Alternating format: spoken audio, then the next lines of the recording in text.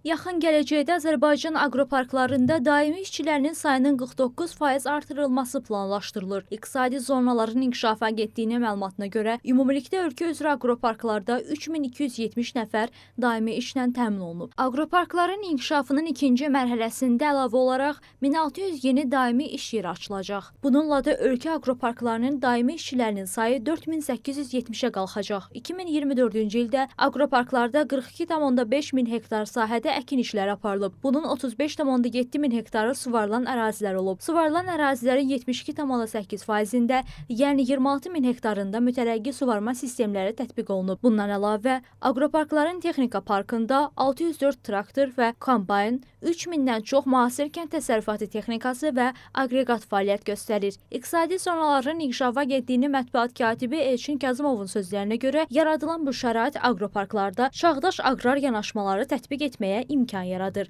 Müasir texnologiyanın və innovativ yanaşmaların tətbiq olunduğu aqroparklar ölkəmizdə əhalinin keyfiyyətli kənd təsərrüfatı məhsulları ilə təmin edilməsində, o cümlədən ərzaq təhlükəsizliyinin təminatında mühüm rol oynayırlar.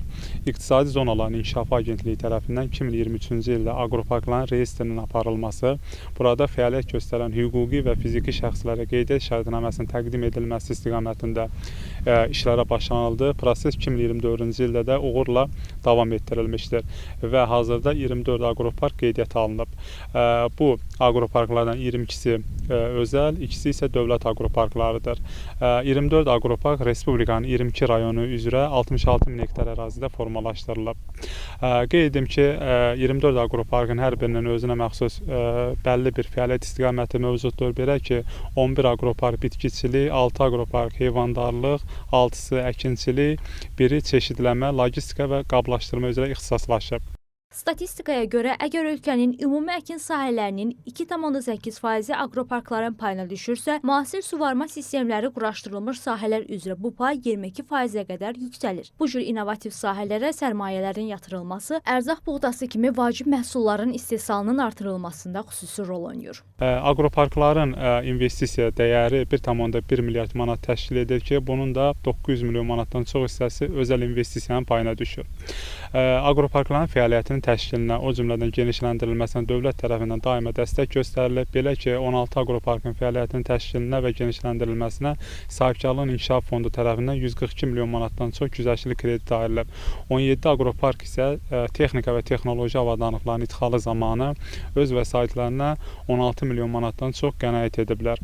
Bu investisiyalar aqroparklarda tam ərzaq istehsalı klasteri yaratmağa imkan yaradır. Məsələn, Ağsu rayonunda 1843 hektar ərazidə fəaliyyət göstərən aqroparkda il ərzində 4 milyon ton süd və 400 tona yaxın ət istehsal edilir. Müəssisənin rəhbəri Atababa İsayev bildirib ki, cari ildə aqroparkın bütün sahələri əkilib. Ümumi olaraq bu il 1843 hektar sahədə əkin işləri görülüb.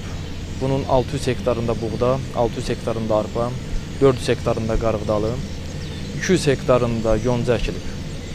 Aqroparkda müasir texnologiyaların və innovativ yanaşmalarından geniş istifadə olunur. Amerika Birləşmiş Ştatları, İsrail kimi qabaqcıl ölkələrin kənd təsərrüfatı sahəsində olan təcrübəsini geniş istifadə etməklə yüksək keyfiyyətli məhsul əldə edilir.